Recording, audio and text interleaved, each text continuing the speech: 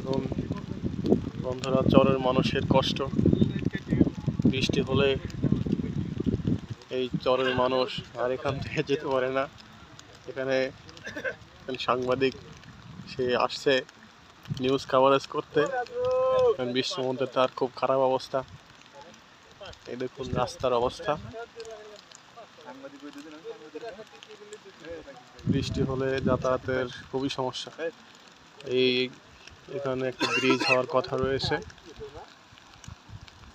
দেখা যাক ব্রিজটা নির্মাণ হলে এখানকার মানুষ একটু ভালো মতো বসবাস করতে পারবে, কালকালতে যাতায়াত করতে পারবে।